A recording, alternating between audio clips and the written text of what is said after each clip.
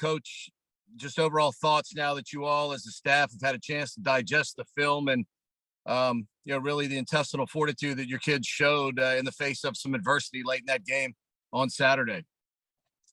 Yeah, I thought we played well on defense.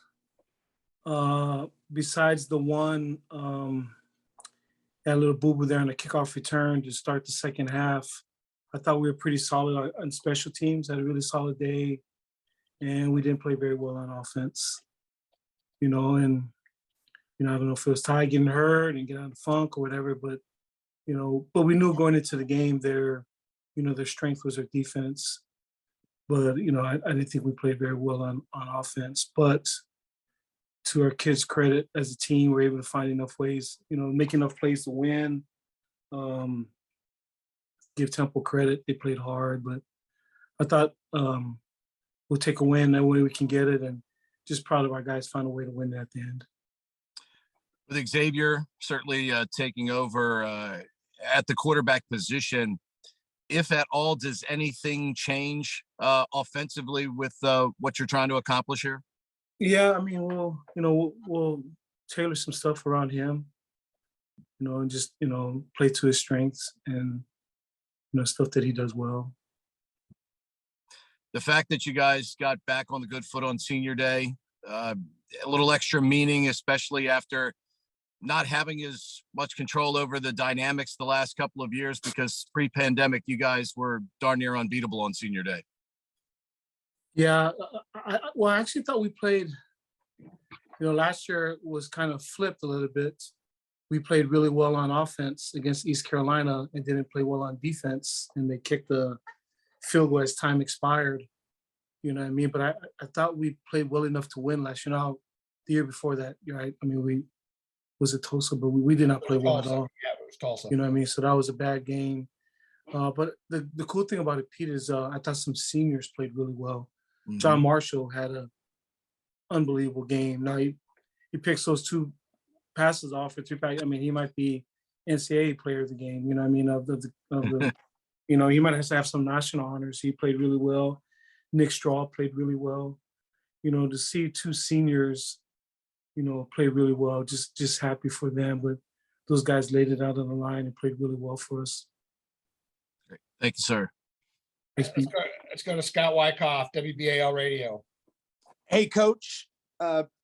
Colin, actually, Mikkel, we haven't seen him as much out in the field as we've seen him in practice. He's now potentially, one snap away or maybe some other reasons to get in a ball game. What have you seen from Masai at quarterback in practice that's impressed you, that's moved him to where he is on the depth chart? You're saying Masai Maynard? Yes. Okay. Masai's always been a steady young man. He's worked really hard. He's quietly waited his turn. There've been some guys that have been slightly ahead of him, but he knows what's going on.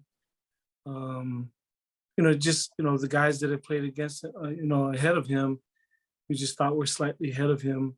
But Masai's come to work every day. He's a senior. He's an awesome young man. I mean, he's a great young man, comes from a great family. It's kind of kids that you pull for. But I know he's chomping at the bit and would love his opportunity if presents itself. What's it about Cincinnati with Luke Fickell in recent years that's made them such a strong program where he's taken them to these heights? Well, he's obviously a really good football coach. And, Ohio, when you look at we did a little geographic research on the MAC schools, and a lot of the good players come out of Ohio. And I think the first thing he did, I think Luke did a really good job of recruiting in state. He coached obviously and played at Ohio State. He's a really good football coach. He knew what he wanted to do.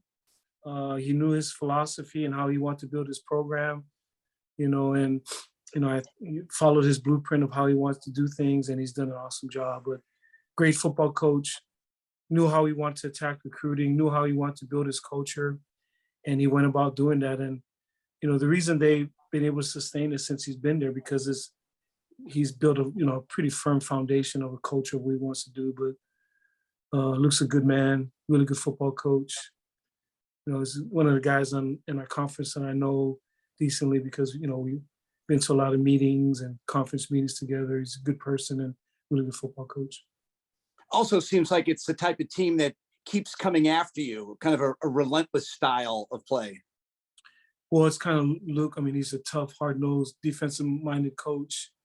The guy was a state champion wrestler. I mean, he's a wrestler. I mean, Luke's a clean cut, well manicured, shaved. He looks, like a good, nice man, but don't be confused, man. That dude put you on your head, man. It just, he's just a good person, but his team takes his personality, matter of fact, business, get after you, physical, unrelenting, but all of that, they take on the personality of their coach. Thanks, Coach. Hey, Scott. Ohio is the third most represented state on the Navy roster as well. Bill Wagner, Annapolis Capital. Bill Wagner, Annapolis Capital Gazette and Baltimore Sun. Coach, you had mentioned in your post-game press conference that you might run a little more triple option with Xavier. Can you expound on that? And do you just feel like that's a strength of his? Well, I don't want to expound too much, man. I don't want to tell people what we're going to do. What you want me to do? Give you the plays? Or what you talking about? Well, just, you indicated that he's good at the triple op, that he can run, he runs it well. Yes, but we will, Wags, more, option stuff with him. But yeah, I mean, that's his strength. He's a really good runner. And so, play to his strengths. But there's so many stuff, so many different types of options that we run, triple, two-way, predetermined, different blocking schemes and how we're doing things. And so, to the normal person, this might look like a triple option, but it may not be, and so we'll play to his strengths. And, I know he's excited. And is that, I don't want to call it a positive, but one thing he does bring to the table is the perimeter element. He, as we saw on the game-winning touchdown, he can go if he gets an opening out there on the perimeter. Is that one, nice thing he brings to the table? Yeah, you're an option team. Your quarterback, if he can take it to the house, that's always a positive. It just makes you defend the quarterback, and just makes you to defend, the 53rd and the third. Just the whole field. And X being a good runner, definitely makes you defend more parts of the field. And I'm sure you've been able to have a conversation with him since Saturday, but obviously he is the present and the future for this season. He's a confident young man. He does not lack for confidence because he's been a successful athlete in two sports. But do you feel good putting the offense in his hands, Coach? Well, he's got, he's been proven. He's done things, but he knows it's his time. I know he wanted to play, So, he's got to have a good week of practice and be ready to go. But, like I said, I'm sure he's ready, to push forward and take over. So, we're looking forward to him, having a good week of practice. Let's go to Kenny Dijon from U.S. Lacrosse. Hey, Coach. How are you? Kenny Dijon, USA Lacrosse Magazine. Obviously, walking away with the win will do a lot for any team's confidence. But for Xavier specifically, with the way you kind of described the offense of being a little bit sluggish on Saturday, for him to be the one who scores the winning touchdown, do you think that's a boost for him mentally? Most definitely. I told him after the game, I was proud of him because he bounced back after that fumble. Those are hard to overcome, a fumble for a touchdown, those are, can be pretty catastrophic. But to his credit, to show the fortitude of a young man, he bounced back and scored the game-winning, touchdown in overtime. So again, shows his resolve, shows his grit to be able to bounce back like that. And we need him to bounce back. And because he's started just a handful of games in the past, does it feel different going to him as a quote unquote backup guy for the rest of the season because he's been there, he's started games? Does it give you a little more confidence? Well, he's played in a lot of big games. Like you said, he's played a lot. And so, like you said, it's not like a guy coming fresh off the bench that, hasn't played before. He's been in big time games, big time atmospheres, big time settings. And so, that definitely bodes well when you have a guy that has that type of experience, game experience that you can't replicate in practice. And I, of course, have to get a lacrosse question in here. So as far as his two-sport ability, it's not uncommon for, college Division I athletes to play two sports, but his lacrosse skills, how do you think they've translated over to the football field? Well, the one game, because he was hurt part of it, but, when we beat Army West Point, to watch that game and just to see his skill set, and just you could see his athleticism. In the biggest game of the year, I thought he played. I don't know anything about lacrosse, but he looked like to me he played really well. And so, but you could see his athleticism, shine on the field in that game. Great, thank you, Coach. I can. Coach mentioned starting big games. Don't forget, Xavier's the only Navy quarterback in the last 100 years to start an Army-Navy game at West Point. Phil Bergman, NavySports.com. As a freshman, nonetheless, too. As a freshman. Coach, how's Ty feeling? Have you gotten to talk to him since the game ended Saturday? Yeah, just he's down, obviously. Just checking on his spirits. Just and a tough young man, gave us everything he had. We're praying for him and his recovery and his family. But he's a tough young man. He'll bounce back. Just forget the football part of it. Just from as a person, you hate it for anybody to have that. And so he's doing okay. As good as to be expected in considering the circumstances. Looking at the depth chart, Ted Gleaton is now number 3 on the depth chart. What can people know about this freshman from Maryland? Super excited about him. Super, super excited about him. The guy's, he can spin it. He can throw the football. He's got a big arm. He's big and physical. He's almost 220. He's a physical runner. Went to a prep school. Similar, maybe a little bigger, Ricky Dobbs. And so he's a kid that we're super excited about too. Also Blake, is another young man from that Cincinnati area that he's also a young guy that's done really well in the JV game. So Teddy and Blake both played in JV games. Masai, those are the backups right now with X right now being a starter. But I feel we feel really good about those guys. And like I said, Teddy's a guy that's got a bright future too. We're excited about him. And Scott touched on this earlier, 14 players from the state of Ohio, third most of any state on this program. What is it about Ohio guys that you think are so special at the college level? Well, just again, when we did our research and where guys were recruiting from, obviously Texas, Florida, Georgia, California, but to our surprise, Ohio was a big state.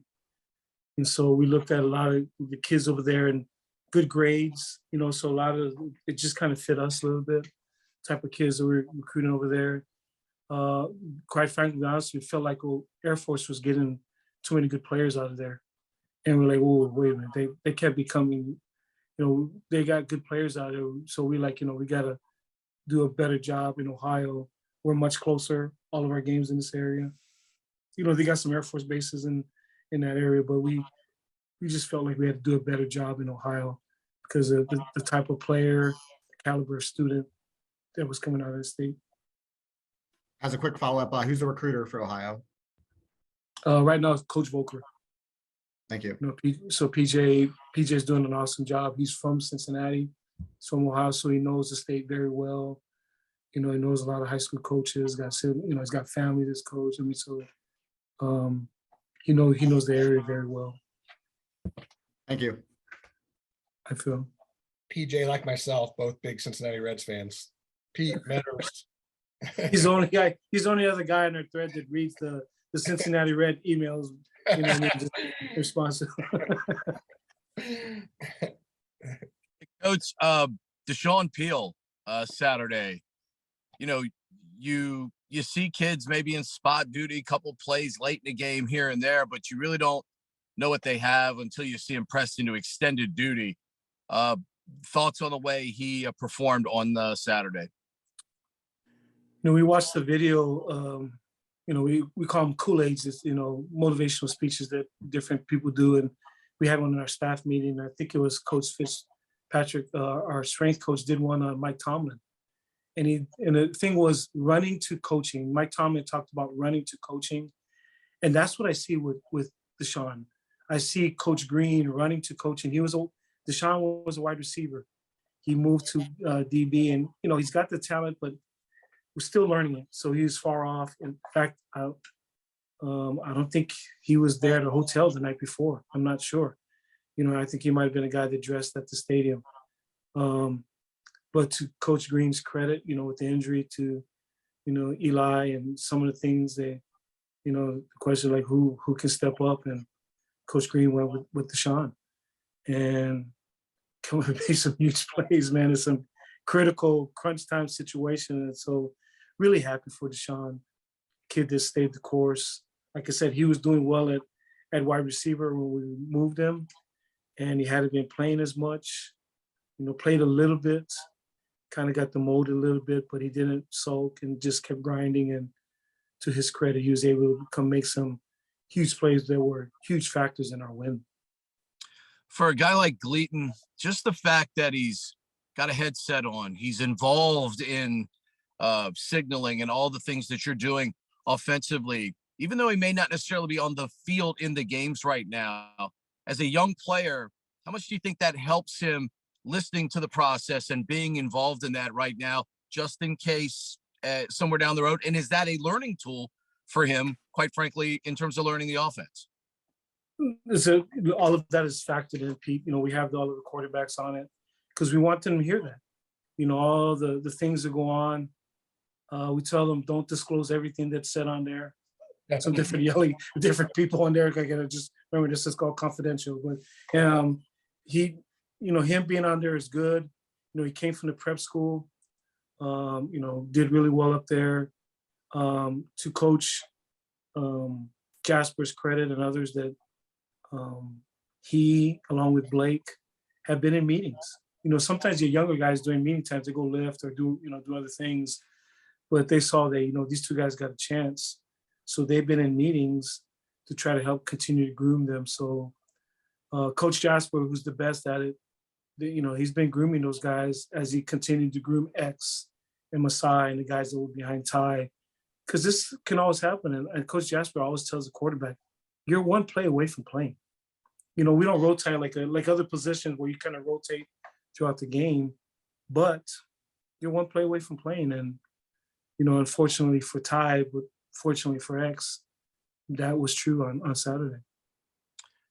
Through your experience as a coach for so many years in this profession, what's the most important thing right now for Ty and you all as a program to make sure that a guy doesn't necessarily feel isolated now when he's not involved every day on the practice field and obviously has, a rehab ahead of him that's going to take him away from his guys a little bit right now?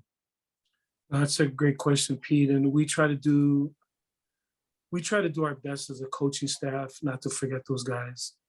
When you come to practice, the guys in the red jerseys, to always go say hello to them, to talk to them, see how they're doing, always check up on those guys. Coach Jasper, he feeds the quarterbacks. The quarterbacks are pretty lucky. They get extra food, man, but he always buys stuff for them. And, I'm always seeing what did they got today? Did they got Chick-fil-A or Domino's or something? Just try to sneak in there, grab a piece of pizza from them. But he does a good job of staying with them.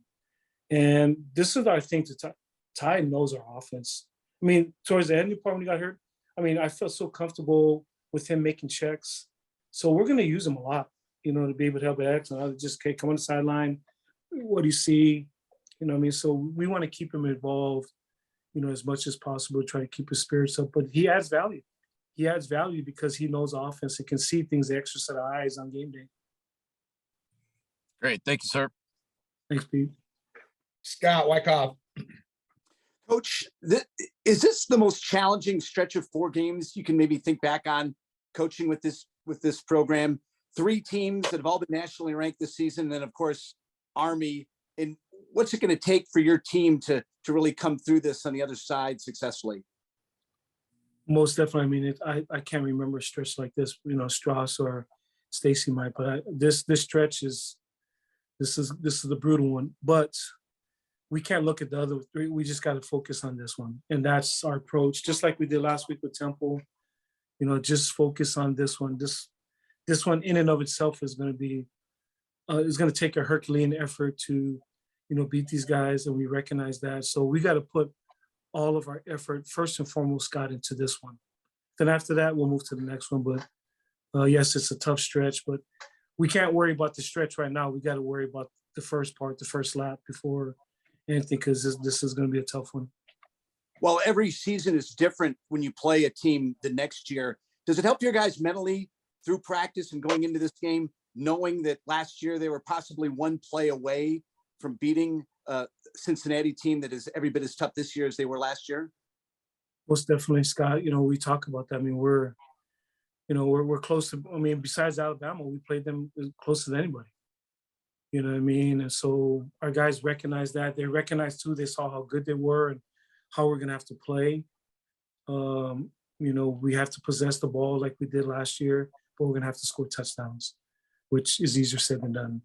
Against a team like that. And so hopefully that gives us confidence, but it's a new year. We're a new team. They're a new team. And so we just got to recognize it's the 2022 Navy team playing the 2022 Cincinnati team. But, we all watched last year's game and we're watching it. And there are guys that are on tape last year that are still here. So hopefully it gives them some recall. First of all, to remember, man, this is a really good team that we're playing, but also hopefully give them some confidence that, hopefully we can make some plays to, put us over the top, but we recognize it's going to be hard. Good luck. Have a good trip. Thanks, Scott. 2018, we had Houston, Notre Dame, Cincinnati, UCF all in a row. So that's pretty similar. Wags. So, Coach, sticking with Cincinnati, I mean, I watched the receiver. He was in the NFL making plays the other day, Pierce. And then I know Ritter's in the NFL, and I'm pretty sure is the running back in the NFL, Strauss, the guy from last year that was the Alabama transfer? Yeah. They had 9 guys. They had 9 guys drafted. Yeah. Right. Well, And how are they so good again this year? Well, yeah, and then they got Sauce, their corner is probably going to be an all-pro cornerback. You know what I mean? And, people said that, they've fallen off. I mean, they were a top 4 team last year. I mean, they made it to the playoffs. I mean, they're still a really, really good team. So maybe they fall off a tad, but they're, number 2 at one time. They're still really good, Wags. They've continued to do a good job recruiting, getting guys, into their program. They know how to develop guys. It's a combination. They're good because they great coaches that know how to recruit, they know how to develop, and they got really good players. So basically, they reloaded. They lost 9 guys in the NFL and replaced them with 9 other really good guys. Yeah, and it's just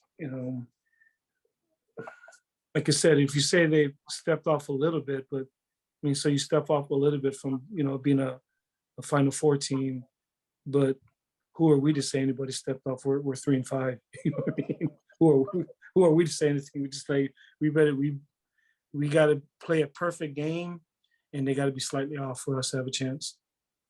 So you had mentioned before that, you're not playing Houston again. You're not going to play Cincinnati again. You're not going to play Central Florida again. This league is changing. I hadn't had a chance to ask you about that. We know who's coming in. A lot of the schools coming in are teams that you played when you're independent. You played Florida Atlantic. You played Alabama, Birmingham. You played Rice. You didn't play Texas San Antonio, but you played that other team that was that I remember when North Texas. We played North Texas. Yeah, or Texas State, I think they were called, right? Yes. No. We played Texas State too. They're not coming in. North Texas is coming Right. in. We played them. We did not But play Texas, San Antonio, I mean, what do you think of this changeover of the conference? I think it'll be similar to when we first got in the league. Like SMU is not the same SMU team when we played. Memphis is not the same team. Houston's not the same. Cincinnati. I think the thing that's changed and upped our program, I think towards the end part, our league kind of became, like, I thought, the best group of 5 league. I feel like we passed the Mountain West, we passed those guys. And then the transfer portal came in. So if you're an SEC guy or Big Ten guy or Big 12 or any of those Power 5, so to speak, conferences, where do you want to go? I'll go to Central Florida. I'll go to Dallas and go to SMU. I'll go to Cincinnati. I'll go to Houston.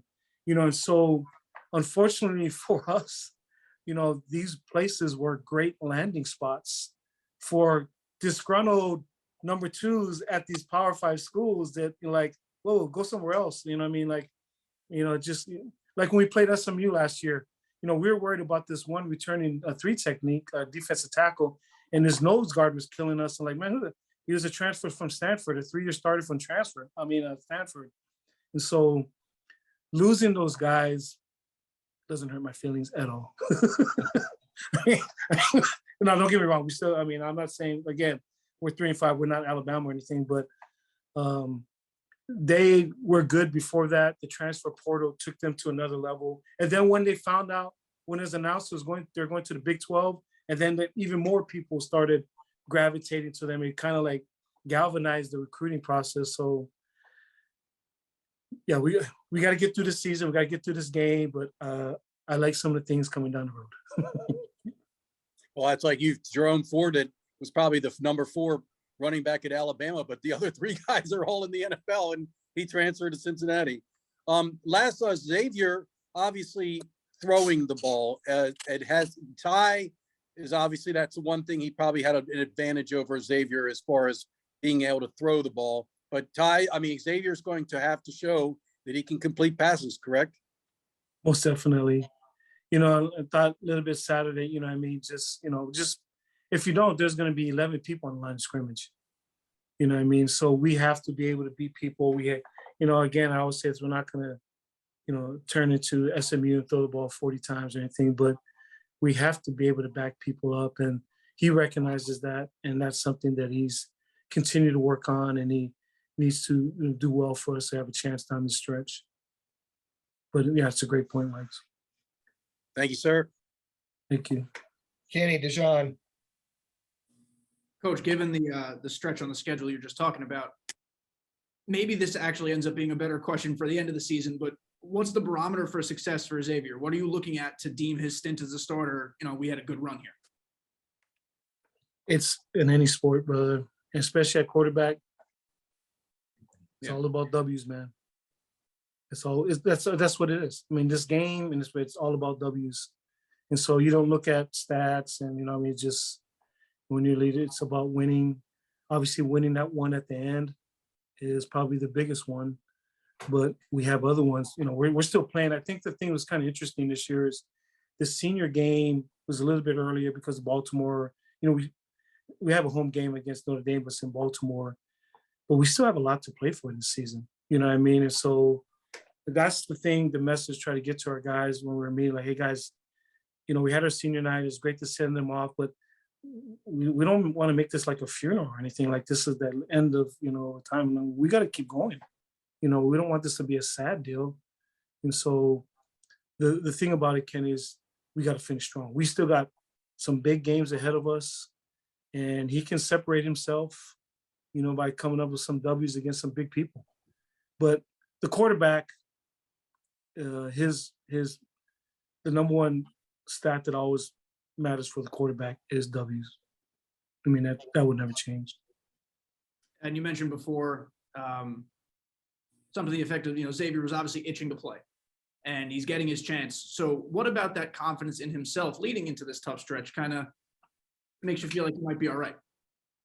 Well, he is a confident young man. He works hard. He's come to work every day. And the thing I think about him, Kenny, he's put in the work.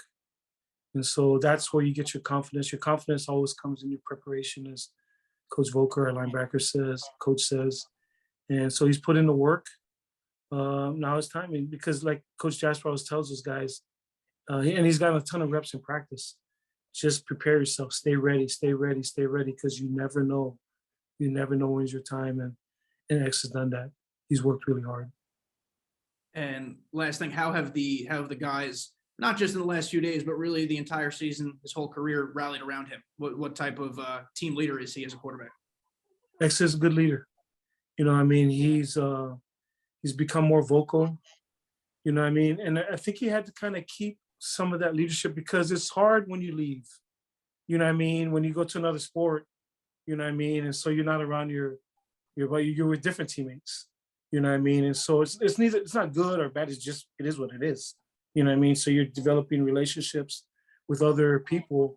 And so sometimes, so when you're not strengthening those relationships, obviously you're somewhere else. But with that said, he was here for meetings when he could make it. These guys, our school is so small, you're going to see everybody, see them in a hall and different things. But he came back this summer and grinded back with the football players, guys that he's been around with. So when he's had his opportunities, because it was amazing all the things he did, practicing across, coming to meetings in football, doing everything that's required of him. So the guys see that, they see, and plus we practice next to each other during spring practice. So football's on the grass, lacrosse is on the turf. So it's not like he's out there, lounging in the sun and, taking time off or anything. So guys recognize that X was working hard to try to get on the field and play in lacrosse. And that was a transition. And so people respected that. They knew he wasn't goofing around. So the guys have a ton of respect for X because he's put in the work. And when he hasn't been around here, they know he's working. He's working hard with lacrosse. Great. Thank you, Coach. Thanks, Ken. I'm going to jump in front of Phil. I want to make sure I get this question in. Cincinnati's got a familiar face on the other sideline in Parrish Gaines as a graduate assistant. What do you remember about Parrish when he was a midshipman here? Parrish, probably one of our best defensive backs that we've had since I've been here. A great leader. Really proud of him. I wish he didn't go to Cincinnati, you know what I mean? But he has some opportunities. He's actually had some interviews at some places, and he's going to land somewhere. Scott, I wouldn't be surprised if he gets a Power 5 job. Coach Fickle said he's doing a really good job. I'm just grateful he can't help them defensively because, it's not Buddy Green's defense, you know what I mean? And so it's, but he's got against our offense. But he's doing a really good job. We talked to him last time he was here, when he came and played us. But it's kind of funny seeing him over on the other sideline because he'd been on this sideline for so long and been in our locker rooms and won so many big games for us. And it just didn't feel right to me to see him over there. Like, hey, what are you doing over there? Get over here. Because he, literally spilled blood on our side of it, and so great young man, happy for him. And the sky's the limit for him in his coaching profession.